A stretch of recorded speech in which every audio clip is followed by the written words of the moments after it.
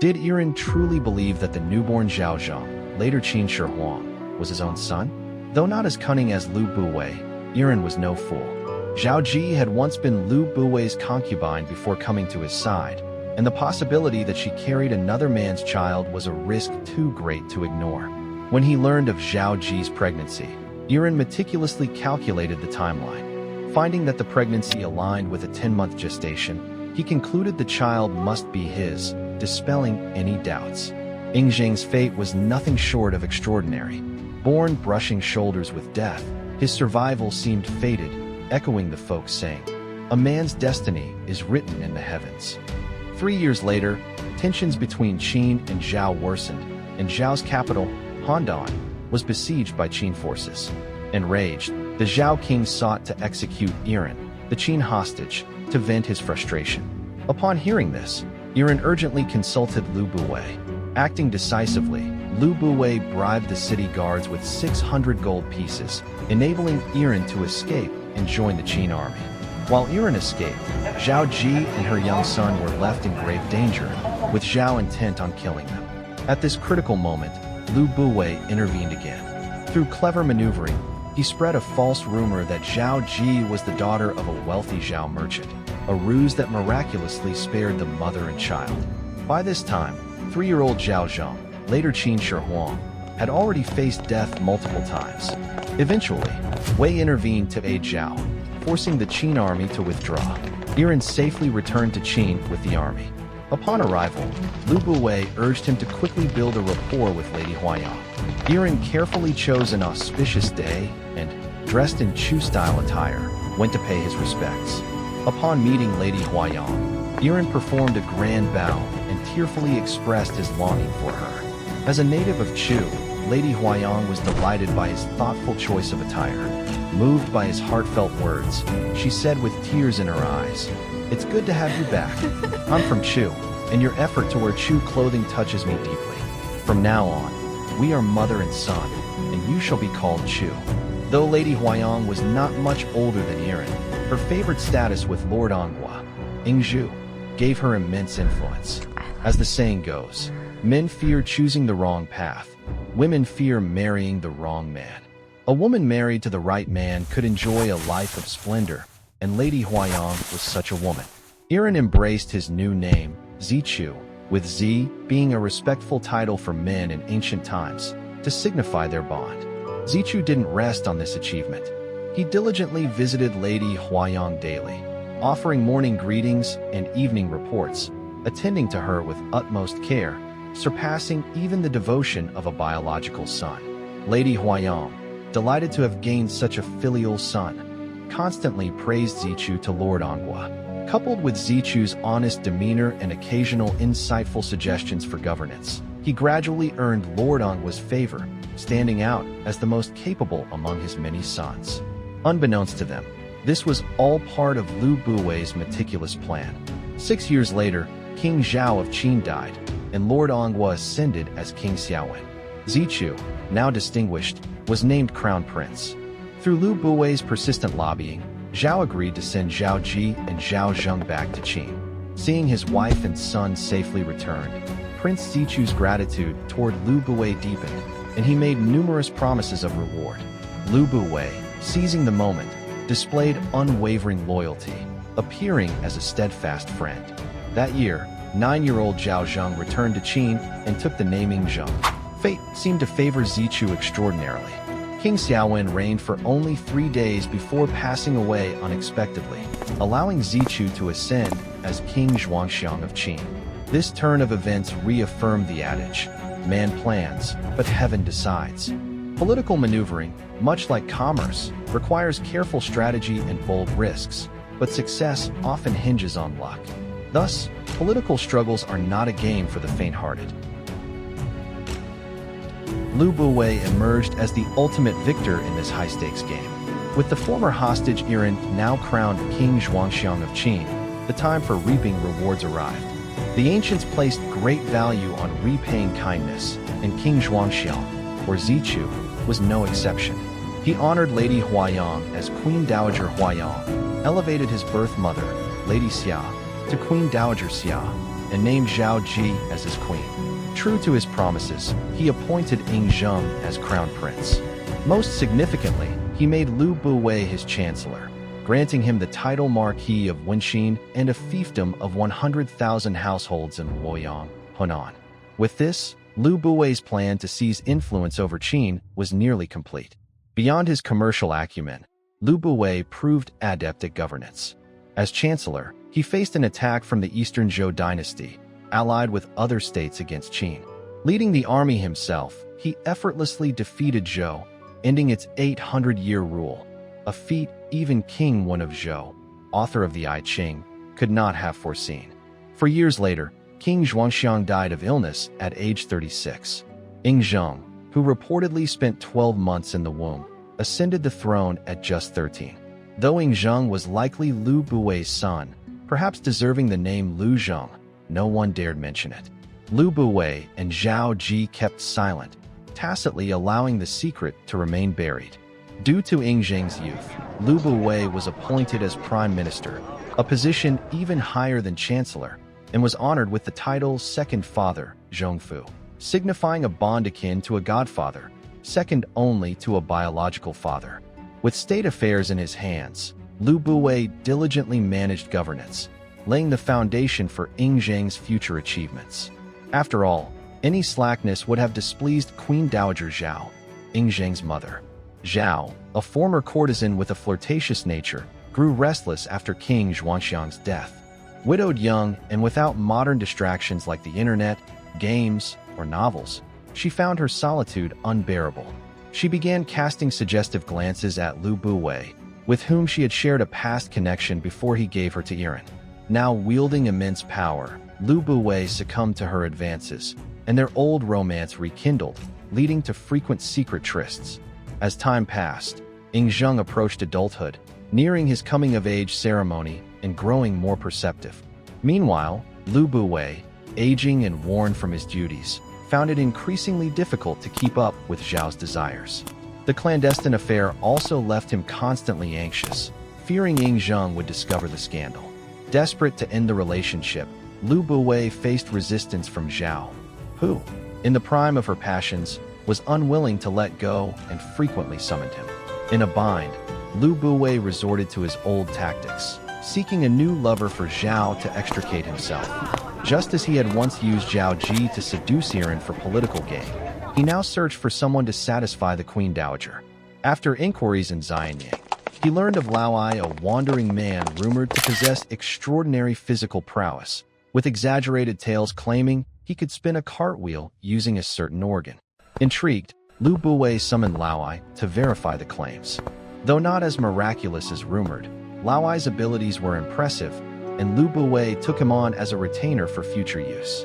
During subsequent rendezvous with Zhao, Lü Buwei lavished praise on Laoai. Already dissatisfied with Lü Buwei's waning vigor, Zhao grew curious and eager to meet this man herself. With her consent, Lü Buwei acted swiftly. He orchestrated a scheme, having Laoai falsely accused of a crime warranting castration. By bribing the executioner, he ensured only Laoai's beard and eyebrows were shaved, allowing him to enter the palace disguised as a eunuch to serve Zhao. Zhao, already intrigued, was not disappointed. She and Laoai became inseparable, spending day and night together, leaving Lü Buwei in the past. Lü Buwei's ingenuity was undeniable.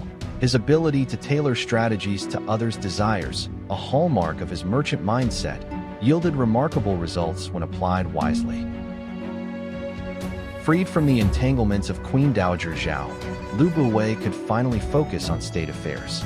Harboring grand ambitions, he sought to surpass the renowned for lords of the warring states, Lord Xinling of Wei, Wei Wuji, Lord Chunshan of Chu, Huangxia, Lord Pingyuan of Zhao, Zhaoshang, and Lord Mengchang of Qi, Tianwan.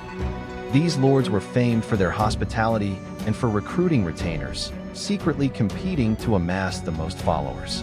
Lü Buwei, believing Qin's strength gave him greater appeal, offered generous terms to attract scholars and talents from across the land. His efforts paid off swiftly, as thousands of intellectuals flocked to Qin, swelling his retinue to over 3,000. To harness their talents, Lü Buwei commissioned them to compile a monumental work. The resulting book, named Lü Shi Huang, Lu's Spring and Autumn Annals, or Lulan, spanned over 200,000 words. It was a comprehensive text, rooted in Taoist philosophy but blending legalist, Confucian, Mahist, agriculturalist, military, and Yiren schools of thought, a masterpiece of eclectic scholarship. Lü Buwei poured his heart into Lü Shi Huang, aiming for perfection. He had the manuscript displayed at Xianyang city gates, offering 1,000 gold pieces to anyone who could improve it by adding or removing a single word. This gave rise to the idiom, one word worth 1,000 gold. While history doesn't record anyone claiming the reward, it's likely no one succeeded, or their name would have been immortalized.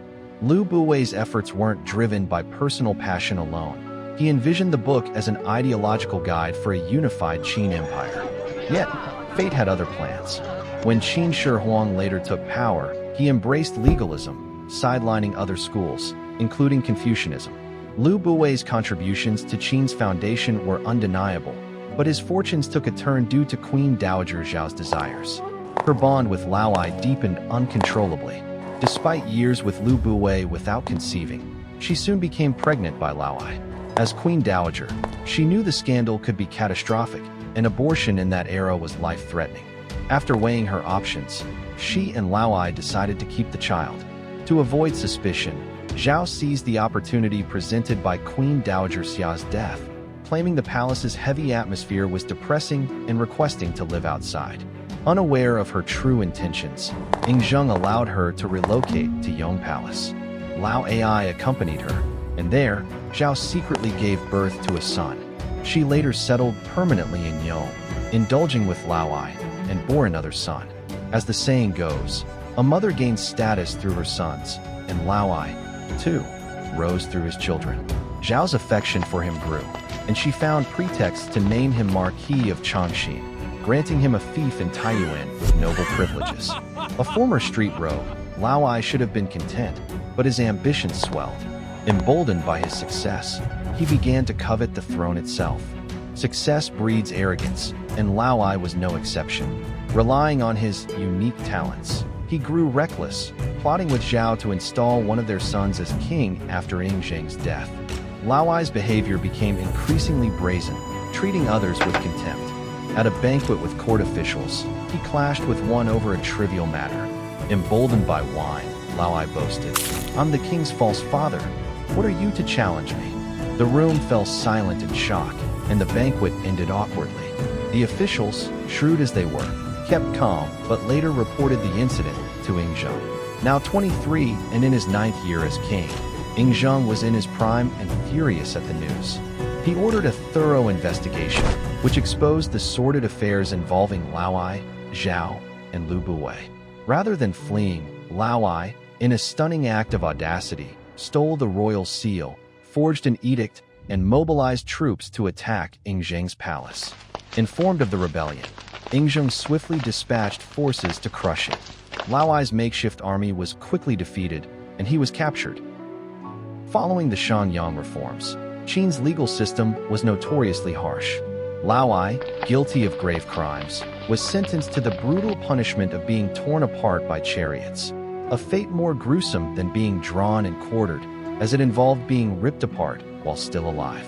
Additionally, Yingzheng ordered the extermination of Laowai's 3 clans, typically the paternal, maternal, and spousal lines, and over 4,000 people implicated in his rebellion were exiled to Shu, modern-day Sichuan.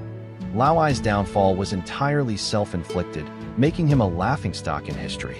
Yet, Qin Shi Huang, Yingzheng, was not satisfied. Determined to press his advantage, he sought to expand his victory. What shocking actions would he take next? After Laowai and his followers were torn apart, one might have expected the storm to subside, but Yingzheng refused to let the matter rest. The scandal had humiliated him, and he swiftly ordered the execution of the 2 young sons born to Laowai and his mother, Queen Dowager Zhao. The loss of 2 innocent lives, even in the cutthroat world of royal power struggles, was an exceptionally ruthless act. Some might justify it with the adage, if the roots are not removed, the grass will grow again, arguing that royal blood ties often crumble before power. Still, it was a decision that left many lamenting. Next, Yingzheng confined Queen Dowager Zhao to Yong Palace. Having just lost her sons, and now facing such a fate, her anguish must have been unimaginable, heart-wrenching, and unbearable. In ancient times, filial piety was the cornerstone of ethics. No matter a parent's faults, children were expected to honor them. Even today, stories of a son protecting his mother from harm resonate deeply. But Yingzheng, consumed by rage and shame, cast filial piety aside.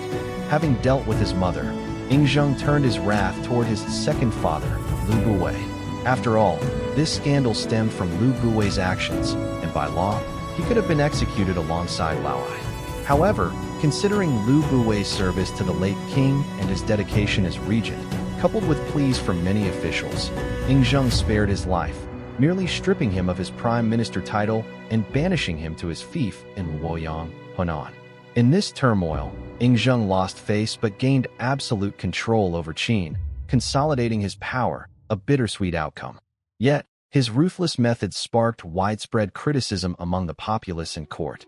Commoners whispered that his actions violated human ethics, branding them cruel, while many officials struggled to accept his treatment of his family. Concerned for Qin's future, some courageous officials petitioned for Queen Dowager Zhao's release. Enraged, Yingzheng not only ignored them but executed those who dared speak, decreeing that anyone else pleading for Zhao would be beheaded, dismembered, and their bodies displayed outside the palace. Despite this brutal warning, loyal and righteous men continued to come forward, and 27 lost their lives. Just when Yingzheng thought no one would dare speak again, Mao Jiao, a man from Qi, knelt on the palace steps, persistently pleading for Zhao. Furious, Yingzheng sent men to rebuke him, hoping to intimidate him into retreat. Unfazed, Mao Jiao calmly replied, "I've heard there are 28 constellations in the heavens. Now 27 have died, and I am here to complete the number. I am not one to cling to life or fear death." Infuriated by these words, Yingzheng threatened to have him boiled alive, but ultimately restrained his anger and summoned Mao Jiao. Entering the hall, Mao Jiao performed a grand bow and spoke composedly. "I've heard that those who fear death may not live, and those who don't may not die. The same holds for a nation's fate. Your recent actions, Your Majesty, violate human ethics. Executing Laowai was just, but killing your two brothers, imprisoning Queen Dowager Zhao, and slaughtering loyal advisors surpass even the tyranny of Xia Jie and Shang Zhou. If the world learns of this, who will come to serve you in your grand ambitions? If this continues, Qin will face ruin. I know you are a wise ruler and cannot bear to see you err, so I risk death to speak." With that, Mao Jiao removed his robe, ready to accept punishment. His plain yet piercing words struck Yingzheng, who, in a moment of clarity, not only spared him but elevated him to the rank of senior minister.